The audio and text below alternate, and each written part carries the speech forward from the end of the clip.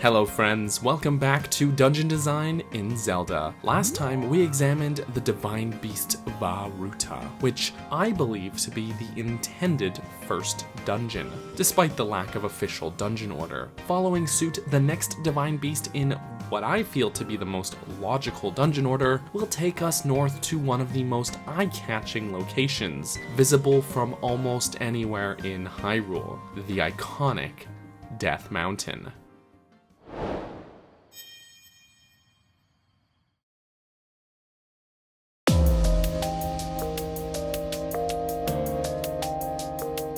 From as early as when you leave the Shrine of Resurrection, the divine beast Vah Rudania is visible, stomping around Death Mountain like he owns the place. And due to the shape of the mountain and Rudania's walk cycle, this divine beast can be seen at almost all times while out exploring Hyrule, so it's bound to catch the eye of most players early on, and draw them in out of curiosity. However, just as was the case with Vah Rudania, you can't simply climb right up to the divine beast and board it. Though rather than a giant force field knocking you back, this time you'll simply burn alive. Great. So the game will make you do some questing before we can head inside. Before we get into that, it's worth getting the Flamebreaker armor set, which will allow us to withstand the extreme heat of the mountain. Elixirs work too, but you'll always be stuck with a time limit, so the armor set is worthwhile in my opinion, even if I don't care for the bulky design personally. You can buy the whole set from the shop in Goron City, but if you want to save a fair chunk of cash, the main torso piece can be traded for 10 fireproof lizards with this fella at the Southern Mine, which just so happens to be on the mountain trail anyways, so if you're approaching from the south, there's no real detour required. Just as a quick side note, because I can't help but talk about the music of Zelda, but the music of Death Mountain in Breath of the Wild is an interesting piece. It's actually a new version of the original Death Mountain theme from Zelda 1 on the NES.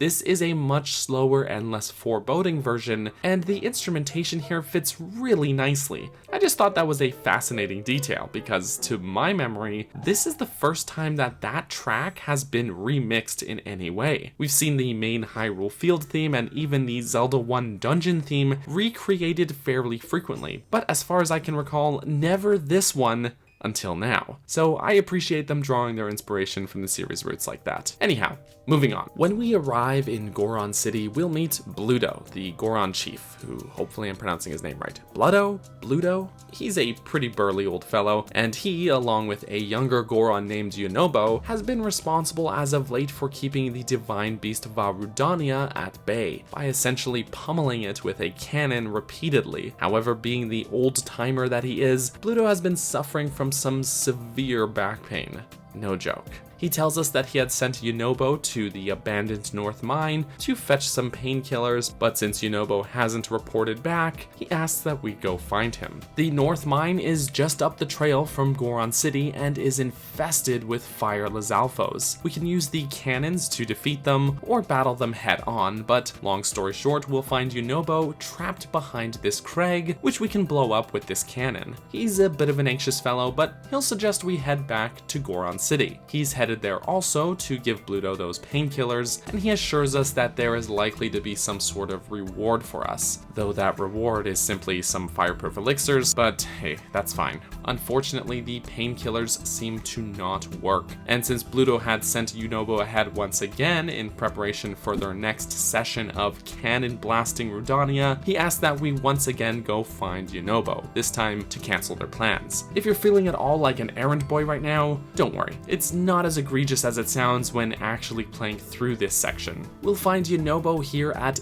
Elden Bridge. No, not that Elden Bridge. Yunobo here sure has a penchant for getting himself into trouble, however, as we'll find him being harassed by moblins. After fending them off and a quick chat, Link and Yunobo will decide to head up to the Divine Beast on their own. Since Link is able to operate the cannons and Yunobo is able to use Daruk's protection to act as a cannonball, the duo can beat the Divine Beast back into submission. We'll launch Yunobo in these cannons, first to lower the bridge, then at Rudania directly, all while making our way up the mountain and avoiding these sentries that the Divine Beast has deployed. I mentioned last time that I was very fond of these attack on the Divine Beast sections of this game, but among the four, this one is probably my least favorite. This isn't to say that I dislike it, but it feels far less action-packed than the others. Compare riding the waters around at high speed with Sidon, scaling these waterfalls and launching volleys of shock arrows down on Vah Ruta, to this slow climb up Death Mountain with Yunobo, which is one part cannon assault, one part stealth section, and one part escort mission. The pacing feels to me like a bit of a jumble of ideas, but at the same time, this also suits Yunobo's personality. He's not as self-assured and confident as Sidon is, nor does he have the same level of mobility, so a brazen assault like that doesn't make sense in the context of the story here. And I'm not saying that I hate it, I actually do sorta like this section, it just feels a little more drawn out and slow than the others. After enough hits with the cannon, Rudania will retreat into Death Mountain Crater. With the Divine Beast temporarily subdued, we'll finally be able to board it and head inside. Even though that means we totally just ditch Yunobo. Sorry, buddy.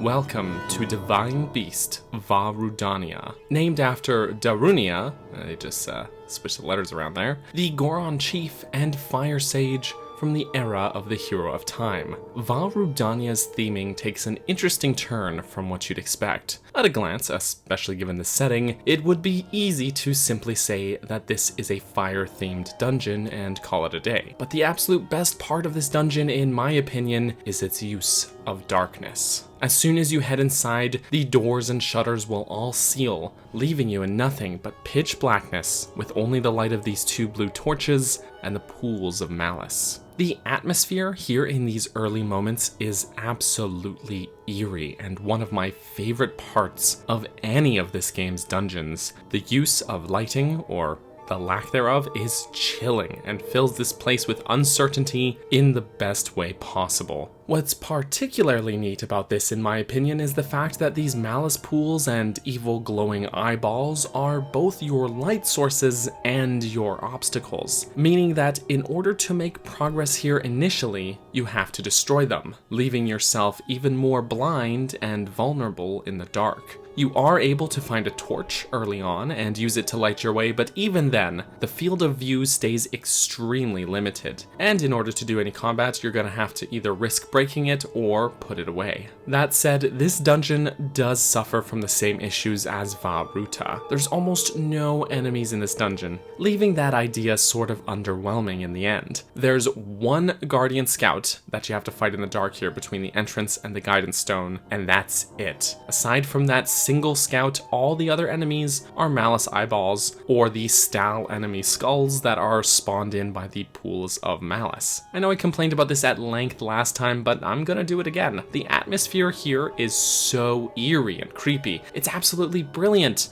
but you're not really in any danger here, which sort of undermines that atmosphere. I truly wish they'd done more with this concept. And of course, as soon as you obtain the map, the shutters and doors open, letting the light in here, and that amazing dark atmosphere is gone. What makes this and that lack of danger somewhat more forgivable for me is the strong puzzle focus of the rest of the Divine Beast. There are some very simple puzzles here, like with Ruta, but there are also a few that will actually put your brain to use in a way that the puzzles of Vah Ruta never did. This multi-room puzzle requiring us to transport a flame using that torch and then bring this orb back is a standout one in my opinion, and one that makes great use of this Divine Beast's manipulation gimmick. Vah Ruta allowed us to change the position of the trunk and direct this flow of water, but this time, rather than moving one part of this Divine Beast, we were able to change the position of the entire structure, which has a far more drastic effect. Essentially, we can have Rudania climb one of the inner walls of the crater or go back into its neutral position on the bottom, which rotates the entire dungeon between two positions at a 90-degree angle. The effect that this has on the traversal of this dungeon is huge. Because of this, even though the floor plan is actually smaller than Vah Ruta's, Rudania doesn't feel smaller because this entire section of walls becomes part of the floor plan. It's smaller, but it makes better use of its space, which makes that traversal more interesting to do. In a way, that better use of space incorporating the walls into the floor plan actually calls to mind for me the Goron mines from Twilight Princess. However, this is actually done even better here, because we're not limited to specifically curated magnetic sections on the walls. Plus, the iron boots in that game made walking on these magnetic walls slow and cumbersome. Here, we're not so restricted, and combined with the paraglider, our mobility in this dungeon is extremely flexible. It's great. Inside, this works well and is a great starting area to get comfortable with changing between these two positions. Then we're able to move to the dungeon exterior, which makes this traversal far more perilous, since you can fall right off the Divine Beast and into the volcanic crater below. So the dungeon manipulation here might be among the best in the game, since we're not just manipulating a single part of the dungeon, but rather the structure in its entirety. In a way, just turning the whole thing sideways is more conceptually simple than having this spray of water interact with various mechanisms, but that simplicity means that the designers had to make the puzzles more interesting, and that simple concept has greater utility throughout the dungeon's entirety, since it plays such a prevalent role in how we simply move about the place. Just like the rest of the Divine Beasts, Rudania is an ancient Sheikah construct, excavated from somewhere around Death Mountain. What makes this one interesting to me is that it feels far more like it leans into the beast part of Divine Beast. It is still clearly a giant machine, but unlike Ruta, there are no visible gears or moving mechanisms aside from things like doors and gates. Meanwhile, the interior ceiling of the Divine Beast's body has this vaulted design which almost looks like a spine and ribs. And of course, there are the spines on the top, arched along the back of the beast's body. The design inspiration feels more organic here, despite being just as much a machine as the others. It also feels like a great callback to Dodongo's cavern from Ocarina of Time, which also featured these massive ribs along the ceiling. It's a great parallel, especially considering the Divine Beast's namesake. Rudania also seems to be modeled after a lizard. This is pure speculation, but in my mind, there are a couple of possibilities on what specific type of lizard may have served as the Sheikah's inspiration when designing this place. One is the fireproof lizard, which is native to Death Mountain and able to thrive in the extreme temperatures of its home. Though in my mind, the more interesting option is that Rudania was modeled after a Dodongo. These creatures have taken various forms over the course of the series, but the most similar one here is their more gecko-like appearance from Twilight Princess. Though not every feature of the creature is one-to-one, given how varied their appearances have been over the years, I think this is forgivable. Though perhaps it's even an amalgamation of the various appearances of Dodongos that makes the most sense here, with things like the spines on the back being pulled from their N64 design, while the legs and feet matching the look from Twilight Princess. Obviously, I have nothing to actually confirm this, creating a champion champion doesn't shed any light on the matter from an in-universe standpoint either. Interestingly, the tail is designed to be a large hammer, which is what Rudania uses to cause massive quakes and eruptions at Death Mountain. A hammer being used as a weapon, particularly the Megaton hammer, historically has had close ties to the Gorons. So between that, being named after a Goron chief, and the design parallels to Dodongo's cavern, it all sort of falls into place in my head, even if Dodongos themselves don't actually make any appearance in this game. Alright, as usual, let's examine the music here. Just like last time, the music of this divine beast will build upon itself the more progress that we make. During our initial moments inside, while shrouded in darkness, we have this eerie piece with crystal-like droning set over these dark, sinister piano chords.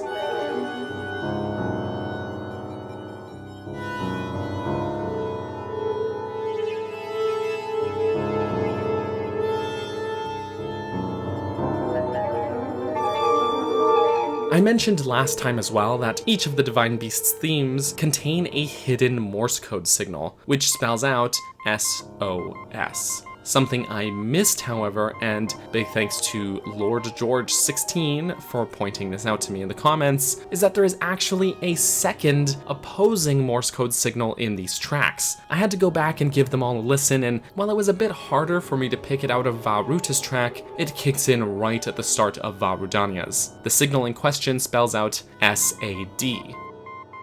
While SOS is more well known to mean save our ship, or sometimes save our souls, being a clear call for help, I couldn't find a clear official source on the meaning for SAD. But since I'm assuming that the Divine Beasts don't have seasonal affliction disorder, and I would hope not at least, the more likely meaning is the one that most people online seem to be agreeing on. SAD standing for Search and Destroy. If we accept that the SOS is meant to represent the champions trapped inside the Divine Beasts and becoming victims to the blights that killed them and commandeered the vessels, then we can in turn infer that the SAD signal is the signal that Ganon is sending out either to the Divine Beasts or that the blights are commanding the Divine Beasts to do. These two Morse code signals are intrinsically intertwined, weaving in and out of each other, and even overlapping, musically representing the struggle for control of the Divine Beasts between the champions and Ganon's malice. It's a chilling bit of musical context, so thank you Lord George for bringing that to my attention. After we get the map and activate at least one terminal, the track picks up a bit, introducing some strings and woodwind instruments and a far more upbeat tone overall.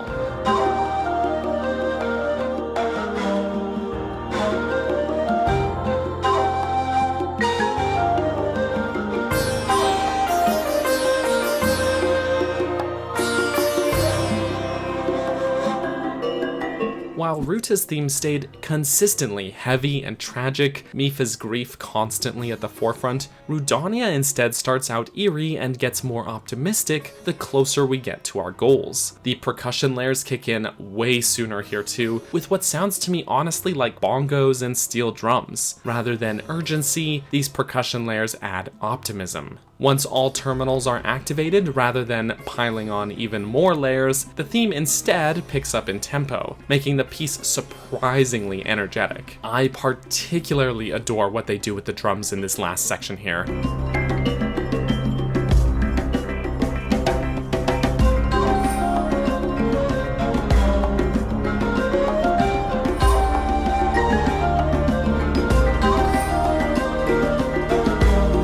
And if this all seems weird, especially compared to the somberness of Ruta's piece, I honestly think it makes a lot of sense considering the vastly different personalities of the champions here. Mipha described herself as being awash in a pool of tears and saying that she'd pretty much given up hope after her century of spiritual imprisonment. But when we show up here, Daruk stays casual and optimistic and even says that he never stopped believing that Link would show up. So the way the music picks up just feels right to me. Like those drums are Daruk cheering us on. There's so much going on here musically, it boggles my mind that people ever say that the music in this game is lackluster. Truly, this is good stuff.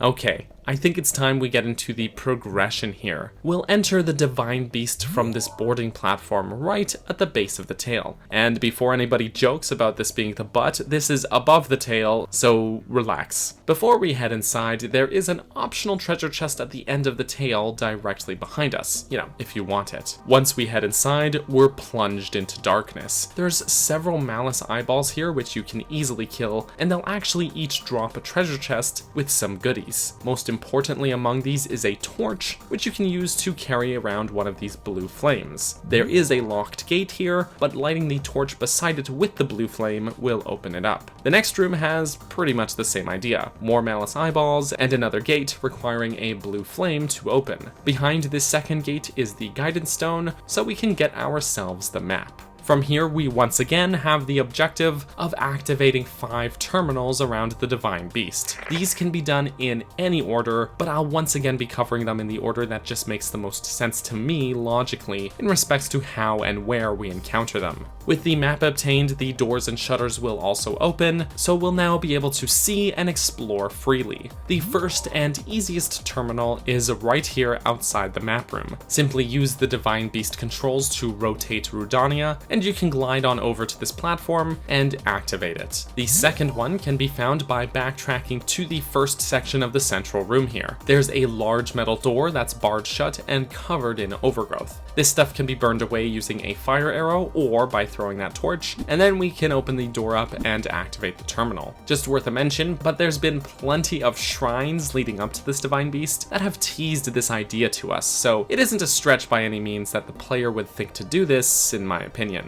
Terminal number 3 is tucked at the very back end of the Divine Beast. There's a door here with a hole in it. We can ignite and shoot an arrow through the door to light a torch on the other side, which opens it. If you're out of arrows, don't worry. Those treasure chests I mentioned earlier have you covered. At least one should have a bundle of arrows, and there's 2 other chests that have bows. The terminal itself is behind a barrier of fire. If you haven't upgraded your Flamebreaker armor to get the set bonus, you can still get around this barrier by finding this metal block in the ceiling, blocking part of the flames, and rotating the beast. It's a decent little puzzle. The best puzzle here will take us to the 4th terminal. You may have noticed this orb slot in this side wall here. We need to bring the blue flame up this ramp to the Divine Beast's exterior. On the back is this torch, which when lit, will actually release this orb into this shaft. By manipulating the Divine Beast's position, we can get this orb to go down the shaft, which follows inside the ramp we took up here. Lift this shutter and drop the orb into the slot, and a gate will open, granting us access to that terminal.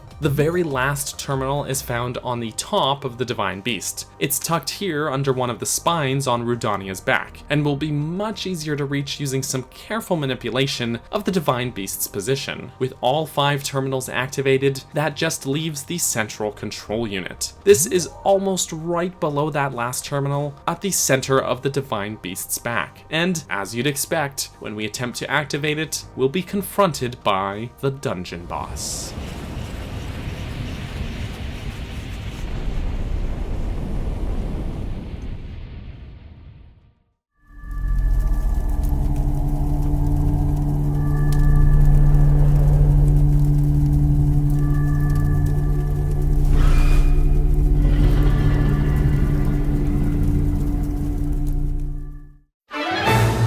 Flooding out from the main control unit, Ganon's Malice will manifest again, this time as Fireblight Ganon, the scourge of Divine Beast Vah Rudania. This extension of Ganon's power is the creature that defeated Daruk and took control of the Divine Beast 100 years ago. Visually speaking, Fireblight is pretty imposing, continuing with the spliced nightmare of Malice and Sheikah technology design, but his overall size is comparable to even Daruk.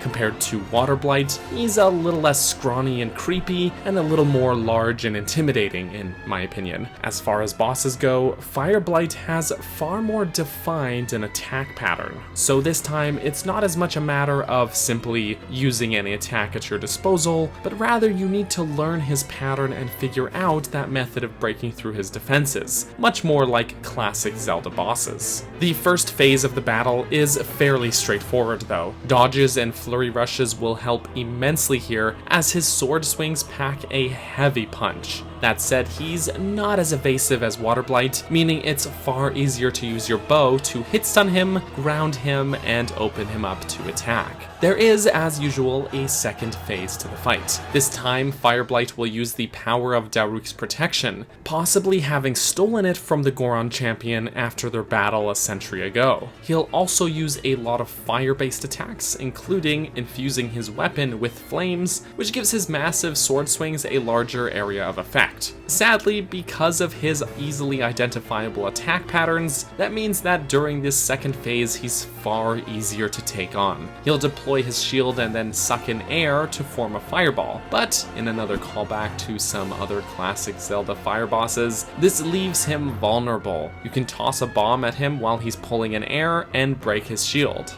You also are able to deflect these slow-moving fireballs with a parry, which will also break his defenses. Sadly, as cool as Fireblight Ganon is, he suffers from the same lack of challenge as Water Blight, maybe even more so. It's kind of funny in a way actually, because I said Water Blight was too easy due to a lack of defined attack pattern, leaving him far too open to attack. Fireblight, on the other side of things, has too easily defined an attack pattern, which makes his defenses easy to understand and break through.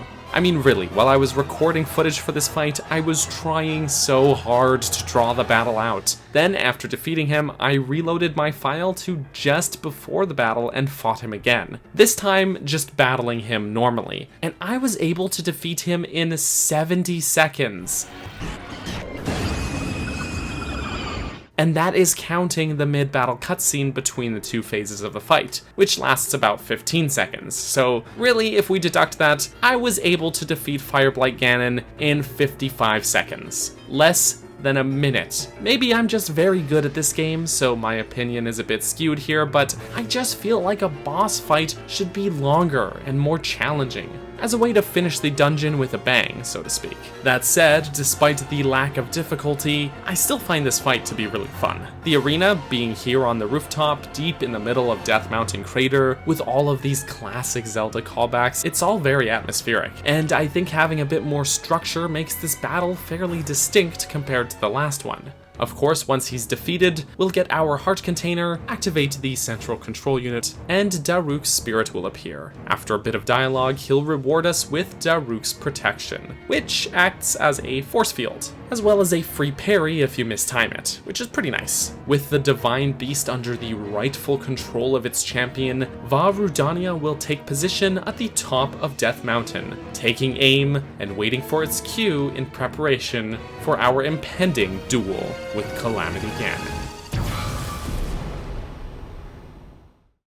So, that's the dungeon. Overall, Vah Rudania is, in my opinion, a great step up from Vah Ruta. Its atmosphere, especially in those early moments, is incredible. I love the moments in this game when they plunge you into darkness like this. While this dungeon suffers even more so from a lack of enemy presence, the stronger puzzle focus and the absolute eeriness of this place kind of makes up for that in my opinion. I still wish there were more enemies, don't get me wrong, but when there's other engaging stuff to do in here, it is somewhat more forgivable in my opinion. Though this divine beast still has plenty of room for improvement as well. That dark, eerie atmosphere that I love so much at the start of the dungeon is very short-lived. I think I understand why. I believe they wanted to ensure that you can do the terminals in any order, and locking you in here in the dark would prevent that. But in my opinion, that rigid adherence to non-linearity held the dungeon back a bit. Had they run with the concept and locked us in, forcing us to solve more of these puzzles in the pitch dark, I think the dungeon would have been better for it, especially considering how many of these puzzles make use of these blue flames, which would have been visually incredible in the darkness. Heck, they could have made opening the doors and shutters the end goal or the reward for a puzzle, rather than it just happening on its own when you download the map.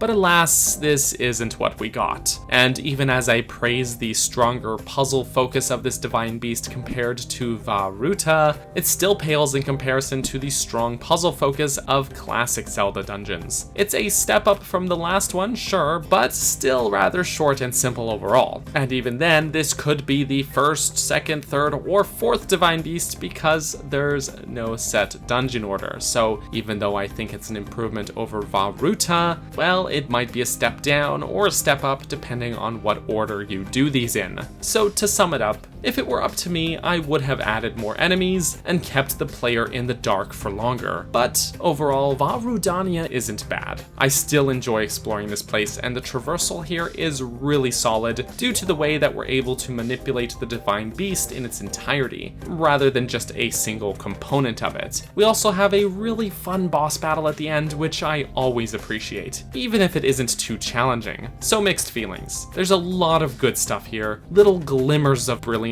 but there is still plenty of room for improvement as well.